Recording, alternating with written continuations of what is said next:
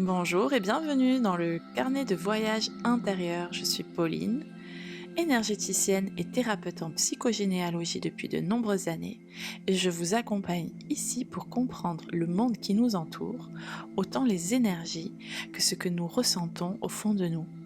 J'espère que cet épisode vous plaira et je vous dis bonne écoute.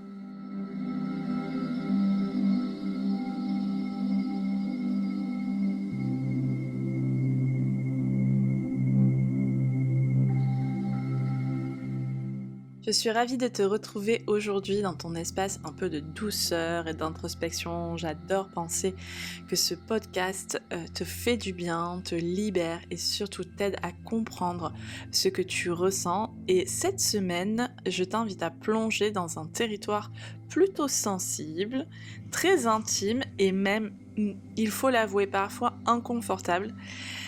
Mais il est essentiel d'en parler, ce sont les blessures de l'ego. Alors on a déjà tous entendu ce mot, l'ego.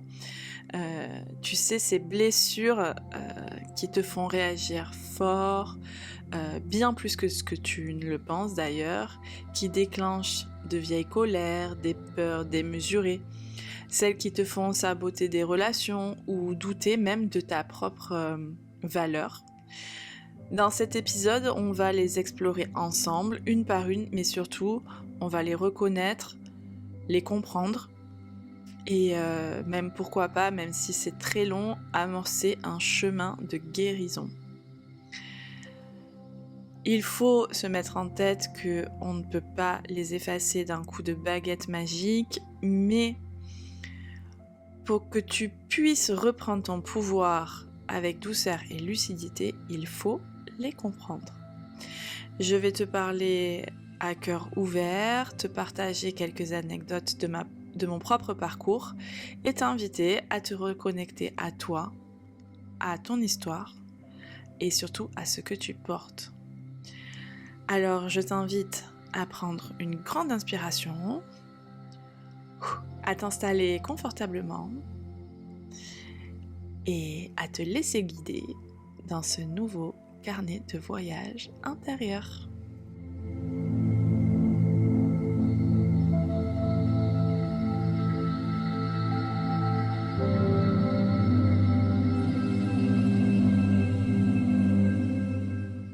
Alors bien qu'on en ait déjà entendu tous parler du mot ego, qu'est-ce qu'une blessure de l'ego ? Ce n'est pas une simple émotion passagère. Déjà, c'est pas quelque chose qu'on ressent en un instant, qui arrive comme ça de but en blanc.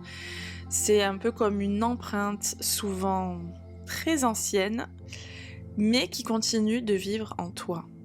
C'est un endroit sensible, je dirais même vulnérable, qui te fait réagir de façon disproportionnée et sans toujours savoir pourquoi.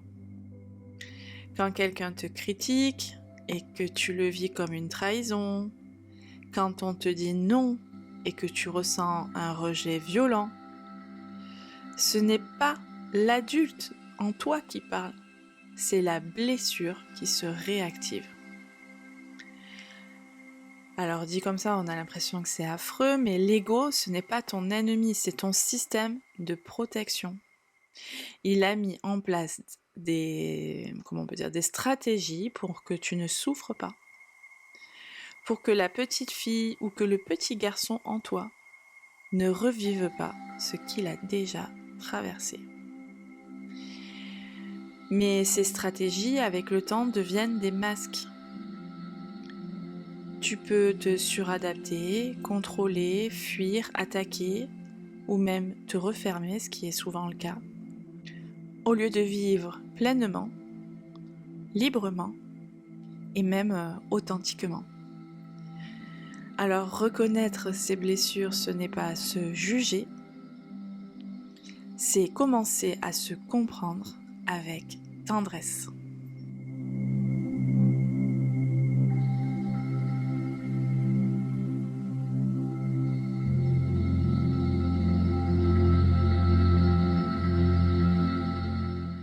tu es consciente que ces blessures de l'ego existent, qu'elles façonnent tes réactions, tes choix, ta manière d'aimer, de te défendre. Mais peut-être que tu te demandes d'où vient tout ça, pourquoi moi, pourquoi cette blessure plutôt qu'une autre. Eh bien, il faut savoir que ces blessures, elles tombent pas du ciel. Non, loin de là, elles sont pas là pour se faire plaisir. Elles s'ancrent très tôt, souvent dans les premières années de ta vie, et parfois même in utero, ou lors des premières expériences de lien avec tes parents, ta fratrie ou ton entourage proche. Elles se créent dans l'enfance émotionnelle, et pas forcément toujours dans des traumatismes visibles, mais dans des ressentis. Parce que l'enfant que tu étais ne comprend pas tout, ne met pas des mots sur tout, il ressent et surtout il l'interprète. Je peux te donner un exemple concret. Imaginons un parent occupé, stressé, qui ne regarde pas beaucoup son enfant, qui oublie de le féliciter. Qu'est-ce que l'enfant peut ressentir pour toi ? Eh bien, il peut se dire « je ne suis pas important, je ne fais pas tout parfaitement, je ne mérite pas d'attention ». Et paf, qu'est-ce qui se passe ? Une blessure de rejet ou bien d'injustice peut apparaître. Tu vois, c'est subtil. Ce n'est pas forcément que tu as été maltraité, c'est parfois ce que tu as perçu en tant qu'enfant sensible qui est resté imprimé en toi. Et ce qui est impressionnant pour moi, c'est que 2 enfants dans une même famille peuvent développer des blessures complètement différentes selon leur sensibilité, leur place ou leur perception. Moi, par exemple, j'ai grandi dans un environnement très stable, très aimant. J'ai aucun mauvais souvenir de mon enfance. Et pourtant, j'ai développé une peur profonde de l'abandon. Pourquoi ?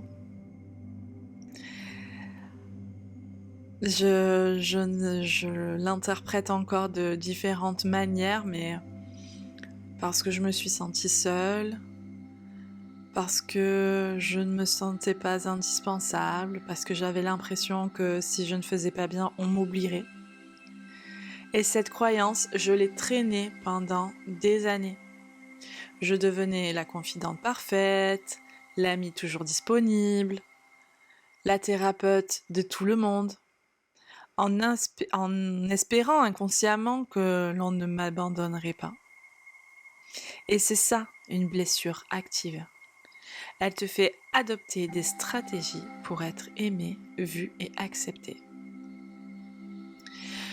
Après, il faut être conscient que là, c'était une peur que j'avais développée moi, mais certaines blessures ne viennent pas que de toi.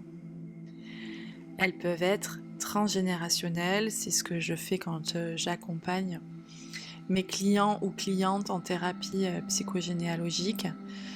Tu portes peut-être la mémoire d'une lignée où l'on n'avait pas le droit de s'exprimer, où l'on n'avait pas le droit d'être libre, de choisir. Tu peux avoir hérité sans le savoir de blessures qui n'étaient pas les tiennes, comme si ton corps, ton inconscient te disait « moi je vais réparer ça ». Et il faut faire attention parce que c'est vertigineux, mais c'est aussi profondément libérateur que de le comprendre.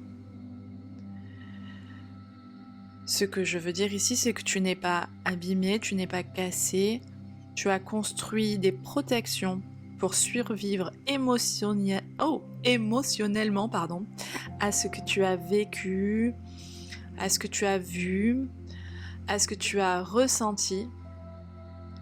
Ces blessures t'ont permis d'avancer, de t'adapter, de faire face.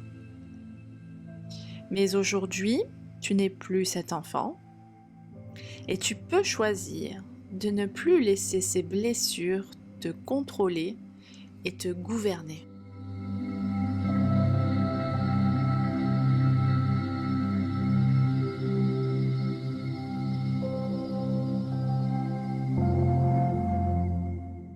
Alors, on parle de ce que ça peut déclencher en toi, de ce que tu as pu ressentir en étant enfant, mais il faut quand même savoir qu'il existe 5 blessures principales très distinctes. C'est pas parce qu'on en a une qu'on peut pas en avoir deux, c'est pas parce qu'on en a deux qu'on peut pas en avoir trois.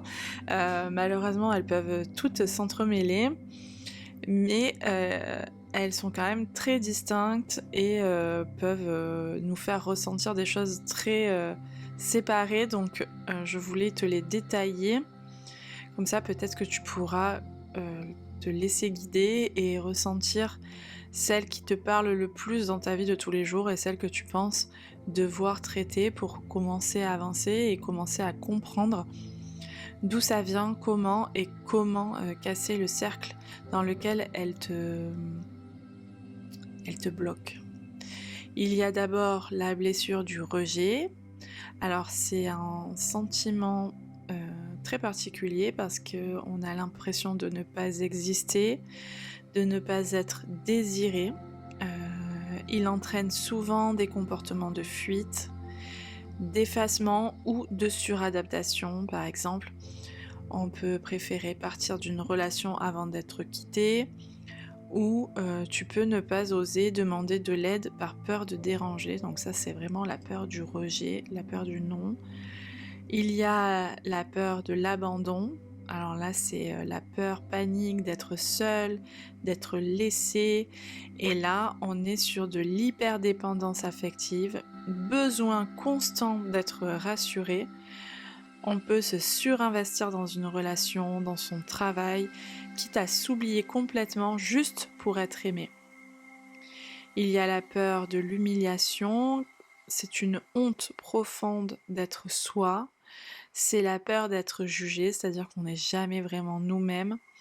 On se restreint, il ne faut pas que les autres nous voient tel que l'on est vraiment, et on a souvent tendance à s'auto-saboter. Il y a la peur de la trahison, donc là c'est une perte de confiance, un besoin de contrôle et tout est suspicieux. On peut être dans la domination ou avoir du mal à déléguer. Il faut que tout soit sous notre contrôle, comme ça il ne peut rien nous arriver. Et enfin, il y a la peur de l'injustice. Là, c'est la recherche de la perfection, de la rigidité. On a une espèce de colère ancrée, une colère assez puissante en nous. On est très exigeant avec soi-même et avec les autres. Et malheureusement, rien n'est jamais parfait et forcément, on est dans une espèce de spirale où on a l'impression qu'on n'en sortira jamais. Et il faut se dire qu'à chaque blessure correspond un masque, une manière de ne pas revivre la douleur, mais qui finit vraiment par tous nous enfermer dans quelque chose qui ne nous correspond pas, dans quelque chose que l'on ne comprend pas, et malheureusement dans quelque chose que l'on n'arrive pas à arrêter, on ne sait pas faire comment. Et ce n'est qu'en comprenant ce qui nous arrive, qu'en comprenant la blessure dont on souffre, qu'on arrive à avancer et à faire différemment.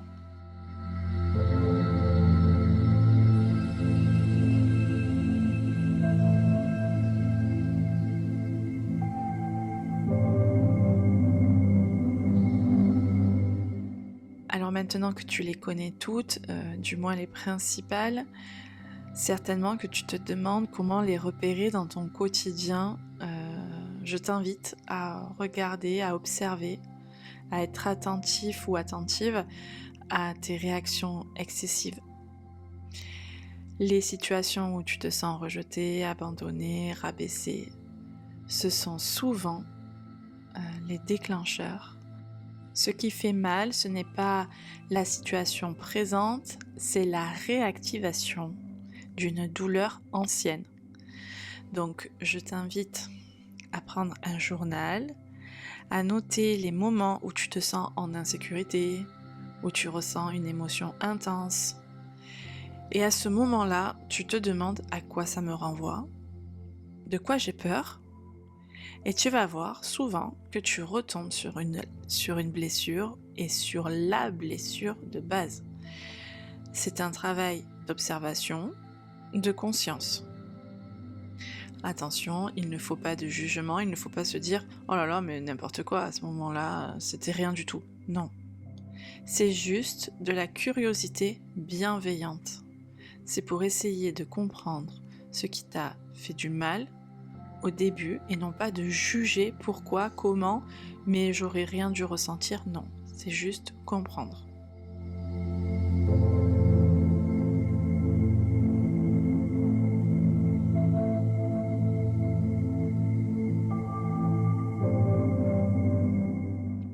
Alors comprendre, c'est parfait, mais il faut surtout être conscient que l'on ne peut pas effacer ses blessures, puisqu'on ne peut pas effacer son passé, on ne peut pas effacer ce qui nous a été transmis, mais on peut l'adoucir. On peut apprendre à prendre soin de la part qui est blessée, comme on prendrait soin d'un enfant intérieur qui a besoin d'être entendu. Tu peux par exemple faire de la méditation guidée où tu visualises l'enfant que tu étais, le rencontrer, lui demander ce dont il a besoin. Tu peux lui dire qu'il est aimé, accueilli, en sécurité. Et tu peux refaire cet exercice aussi souvent que nécessaire. Je ferai d'ailleurs une série de méditations guidées sur mon YouTube. Et je pense et sur mon podcast Le Grimoire de Pauline, où tu retrouveras toutes les blessures avec les méditations guidées pour les adoucir, pour les comprendre et pour qu'elles ne te blessent pas trop. Donc je t'invite à t'abonner ou à chercher sur YouTube les méditations. Je les ferai au fur et à mesure et elles te permettront de te libérer si tu ne sais pas le faire toi-même. Tu peux aussi écrire des lettres à tes blessures ou à la personne qui les a déclenchées. Même si tu ne les envoies jamais, le but n'est pas d'accuser, mais de te libérer émotionnellement.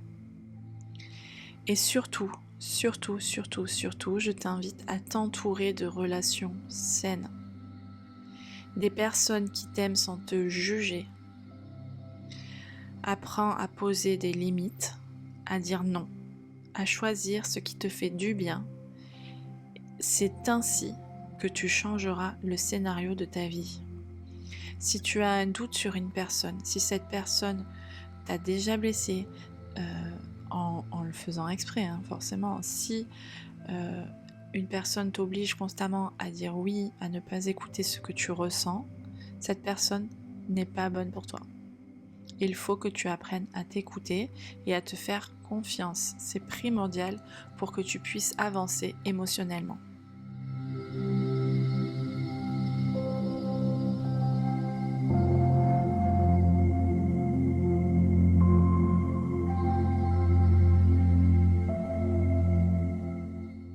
Si je devais faire une synthèse de toutes ces blessures, je dirais que ce ne sont pas des failles honteuses, on a tendance à les cacher, à ne pas en parler. Ce sont des appels à l'amour, à la conscience et surtout à la réparation. Personne n'est parfait ou parfaite, tu as juste à être vrai. La compréhension et la guérison des blessures demandent du courage. Mais à chaque fois que tu choisis de t'écouter, d'écouter ton cœur au lieu de ton masque, tu fais un pas vers la liberté.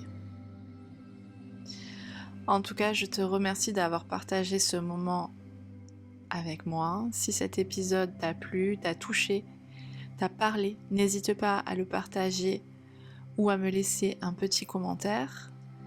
Et moi, je te dis à très bientôt pour un nouvel épisode du carnet de voyage intérieur.